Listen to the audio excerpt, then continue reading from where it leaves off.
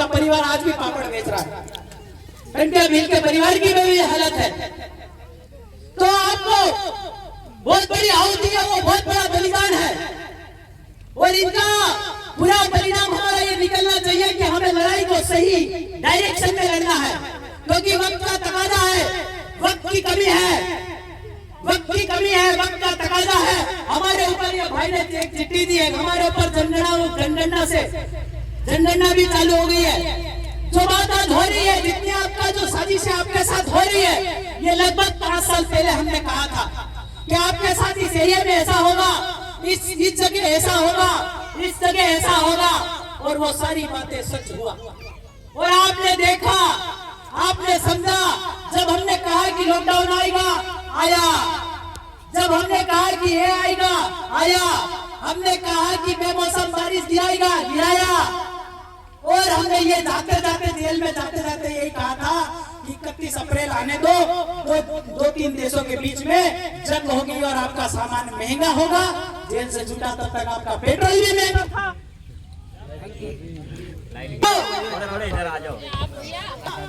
नहीं, आपको डरना ही नहीं, किसी बात की चिंता नहीं करनी।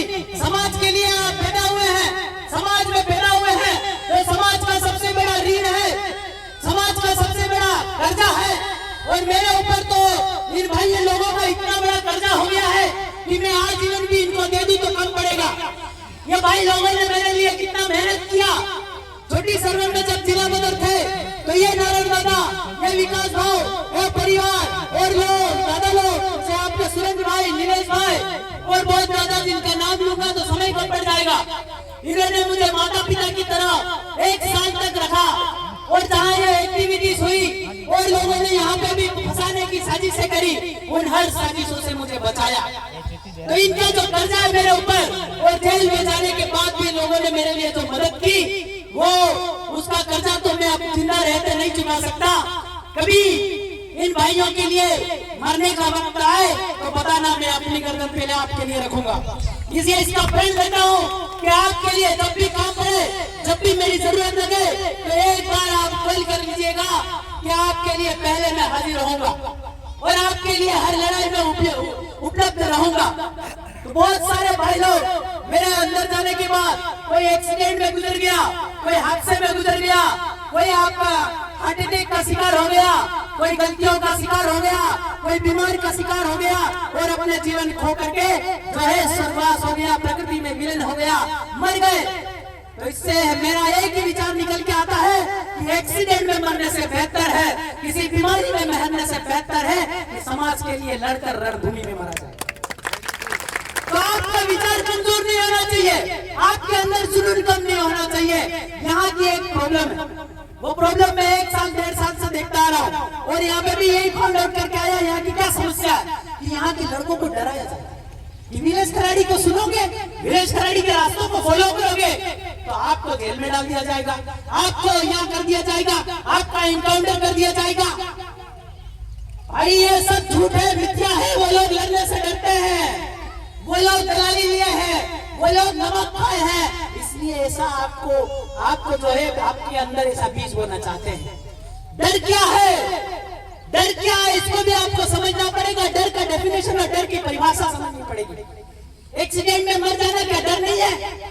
हादसे में मर जाना डर नहीं है क्या? आपका बीमारी से मर जाना डर नहीं है? उसका भी सामना आप आसानी से करते हो। कई लोग तो दारू पी के जाके ठुका के मर जाते हैं, वो भी सामना करते हैं। तो समाज के लिए रणभूमि में छाती तान कर मरने वालों को तो बहुत बड़ा साहस होता है, वो आने वाले जमाने के भगवान हो जाते हैं, जैसे बिरसा दादा हुए, टंटिया भील हुए। तो मैं हर युवाओं से कहना चाहता हूँ कि अपने मन के अंदर से डर निकालिए। ये जो जमीन है, ये जंगल और जमीन का कनेक्शन माता से है। माता और जमीन का दोनों का एक ही रूल है, दोनों उत्पत्ति देते हैं। जैसे दिलीप दादा ने कहा कि जो माता और जो जमीन है दोनों उत्पत्ति देते हैं। आपका जो प्राण वायु पंच तत्वों का आपका जो मिलन होता है, तो बापा जो है बापा यानी आसमान है, पानी में पूरी धरती में गिरवे तेजी धरती का उत्पत्ति पैदा होता है। तो पटवारी आता है, टाका ले जाता, टकावारी ले जाता, आना ले जाता, अनावारी ले जाता, एक 40 लाख का क्रेडिट तैयार होता है और वो ट्रेजरी में डालता है, तो जाके आपको लोन पैसा, आपको इन लोगों को सैलरी मिलता है। और ये सैलरी चाट के लेते हैं, इसलिए तो मांगने जाते हैं ना, बराबर है ना। तो इसलिए आपको इन चीजों का आकलन करना होगा, इन चीजों का समझना होगा। एक थी रानी दुर्गावती या झलकरी बाई, बच्चा मर गया, नहीं बच्चा नहीं, उनका पति मर गया। आप समझ रहे हो ये बात? मैं माताओं से कहना चाहता हूँ कि आपकी जो झलकरी बाई थी, रानी दुर्गावती थी, उनका पति मर गया बड़ी जवानी में, एक बच्चा था, तो रणभूमि में रण अकेला पड़ा था। उसने अपना जो बांधते ना पोटली बांध के पीछे बच्चे को बांधा और तलवार लेके मैदान में उतर गई। वो थी मर्दानी।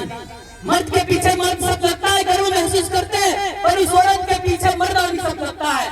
तो ऐसे मर्दानी सुरवीरों को भी बाहर आना है, न कि वो रील्स बनाने वाली। ये नहीं होना है, ये समाज की परिभाषा में नहीं है।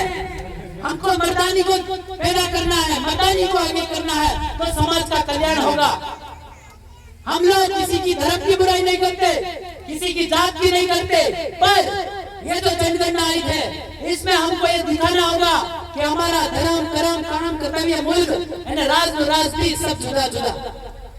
बाहर से आया 12-20 आदिम जाति आदिवासी बाहर से आया 12-20 क्यों बोला? 12 तरह का बीज आया, यानी कि आप 7/52 8/12 7/52 8/52 7/12 आपका रिफ्यूजी रिलीफ गारंटेड बेरार है, भिखारी, मांगनजात, foreigner, multi colours, foreign people. तो ये जो लोग बाहर से आया 12-20 है, इस चीज को भी आपको समझना होगा।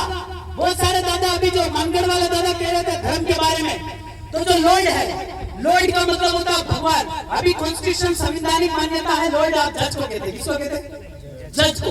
ईश्वर शक्ति परमात्मा भगवान खुदा परमेश्वर मालिक अल्लाह सती श्री अकाल ब्रह्मा विष्णु महेश राम कृष्ण कबीर केवली पुरुष।